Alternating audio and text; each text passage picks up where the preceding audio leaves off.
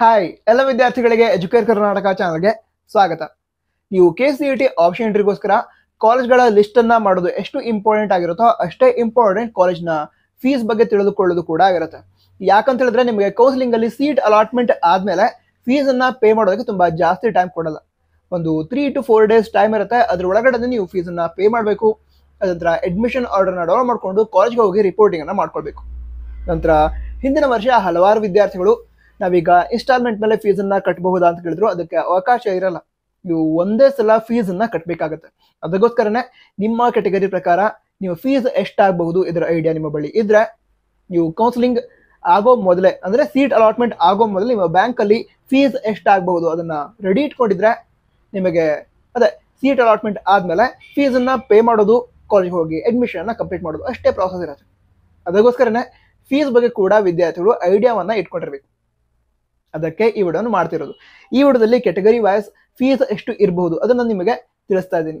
ನಂತರ ಈ video ಹೇಳ್ತಿರುವಂತಹ details ಏನಿದೆ ಅದು ಹಿಂದಿನ ವರ್ಷದ್ದು ಫೀಸ್ ಸ್ಟ್ರಕ್ಚರ್ ಹಿಂದಿನ ವರ್ಷದ್ದು. ಬಟ್ ಈ ವರ್ಷ ಕೂಡ ಅಷ್ಟಾಗಿ ಚೇಂಜಸ್ ಆಗಲ್ಲ. ಚೇಂಜಸ್ ಆದ್ರೂ ಕೂಡ ಸ್ವಲ್ಪ ಚೇಂಜಸ್ ಆಗಿರುತ್ತೆ.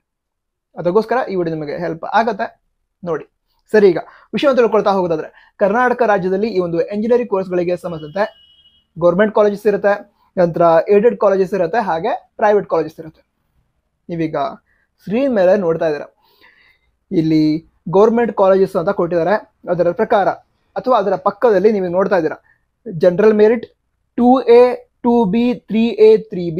ಅದ್ರ ಜೊತೆಗೇನೆ SC ST ವಿದ್ಯಾರ್ಥಿಗಳ ವಾರ್ಷಿಕ ಆದಾಯ ಅಂದ್ರೆ ಫ್ಯಾಮಿಲಿ ಇನ್ಕಮ್ ಏನಿದೆ ಅದು 10 lakh ಗಿಂತ ಜಾಸ್ತಿ ಇದ್ರೆ ಅವ್ರನ್ನು ಕೂಡ ಜನರಲ್ ಮೆರಿಟ್ ವಿದ್ಯಾರ್ಥಿಗಳು ಅಂತ ಕನ್ಸಿಡರ್ ಮಾಡ್ತಾರೆ. ನಂತರ ಕೆಟಗರಿ 1 ವಿದ್ಯಾರ್ಥಿಗಳು ಅವರ ಫ್ಯಾಮಿಲಿ ಇನ್ಕಮ್ 2.5 lakh ಗಿಂತ ಜಾಸ್ತಿ ಇದ್ರೆ ಅವರನ್ನು ಕೂಡ ಜನರಲ್ ಮೆರಿಟ್ ವಿದ್ಯಾರ್ಥಿಗಳು ಅಂತ ಕನ್ಸಿಡರ್ ಮಾಡ್ತಾರೆ.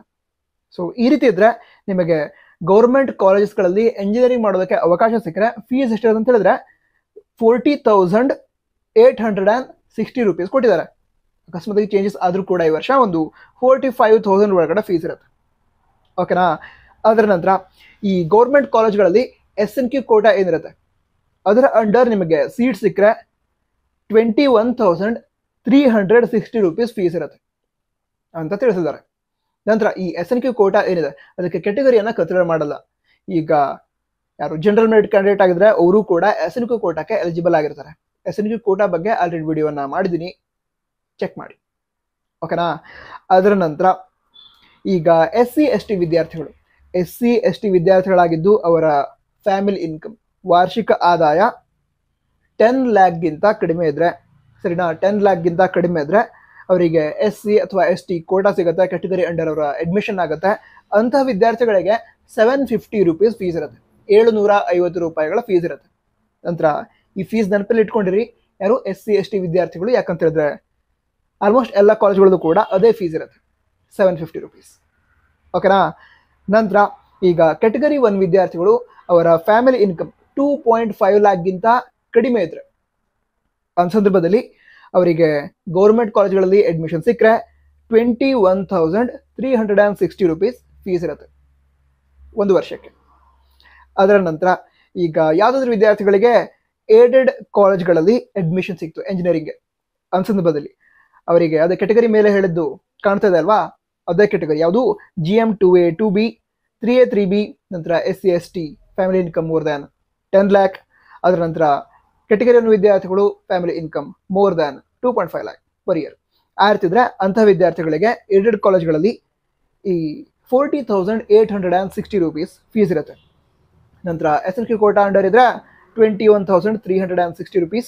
ನಂತರ SC ST ಅವರಿಗೆ ಆಲ್ರೆಡಿ ಹೇಳಿದೆ ಈ ಫೀಸ್ ನೆನಪಲ್ಲಿ ಇಟ್ಕೊಳ್ಳಿ, ಯಾವುದರಲ್ಲಿ 750 rupees ಫೀಸ್ ಇರುತ್ತೆ. ಅನಂತರ ಕೆಟಗರಿ 1 ವಿದ್ಯಾರ್ಥಿಗಳು with family income less than 2.5 lakh ಅವರಿಗೆ 21,360 rupees ಫೀಸ್ ಇರುತ್ತೆ. ಇದಿಷ್ಟು ಕ್ಲಿಯರ್ ಆಯಿತು ಅನ್ಸುತ್ತೆ. ಅದಂತರ VTU ರೀಜನಲ್ ಕಾಲೇಜಸ್ ಅಂತ. ಈಗ VTU ಕಾಲೇಜಸ್ ಬಗ್ಗೆ ನಿಮ್ಗೆ ಗೊತ್ತಿರುತ್ತೆ, ಕೇಳಿರ್ತೀರಾ. ಇಲ್ಲಿ ಬೆಳಗಾವಲ್ಲಿದೆ. ಸೊ ಹಲವಾರು ಕಡೆ ಬ್ರಾಂಚಸ್ ಇದಾವೆ.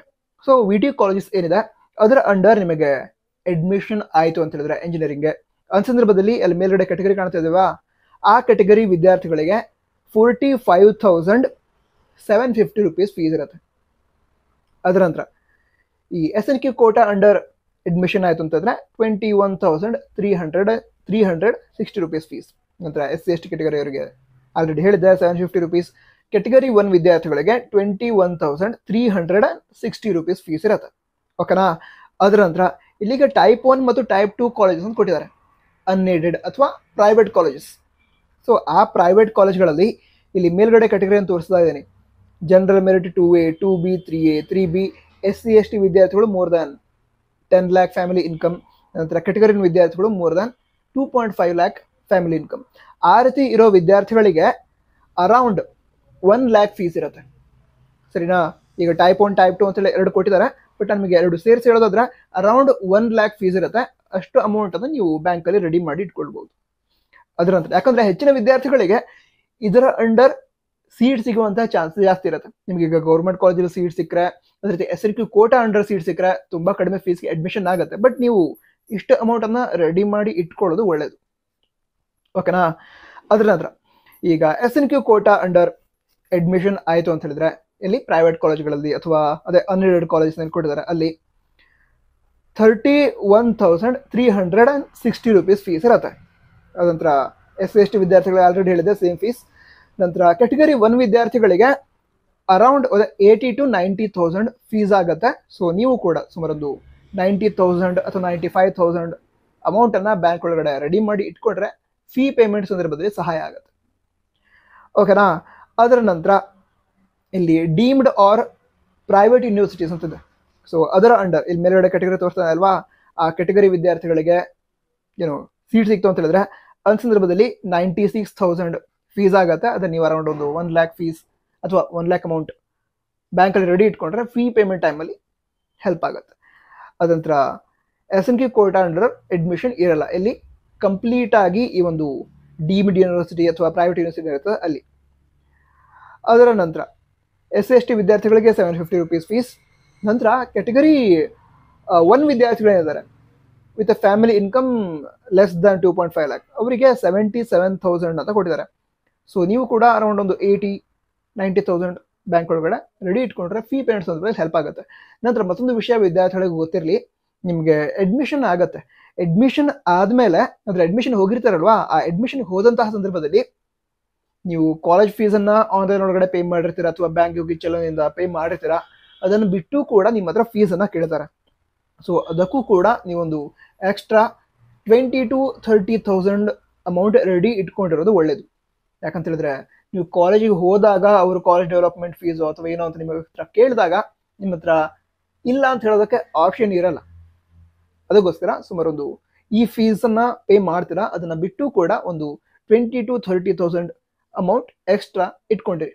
ಅವರು ಕೇಳದೇ ಇದ್ರೆ ಒಳ್ಳೇದು, ಅಕಸ್ಮಾತ್ ಕೇಳಿದ್ರೆ ಅಂದರೆ ಬೇರೆ ಆಪ್ಷನ್ ಇರಲ್ಲ. ಅದಕ್ಕೋಸ್ಕರ ನಂತರ ಇದಿಷ್ಟು ವಿಷಯಗಳಾಗಿತ್ತು. ಬೇರೆ ಡೌಟ್ಸ್ ಇದ್ರೆ ಕಮೆಂಟ್ ಬಾಕ್ಸ್ ತಿಳಿಸಿ. All the best. ಜೈ ಹಿಂದ್. ವಂದೇ ಮಾತರಂ.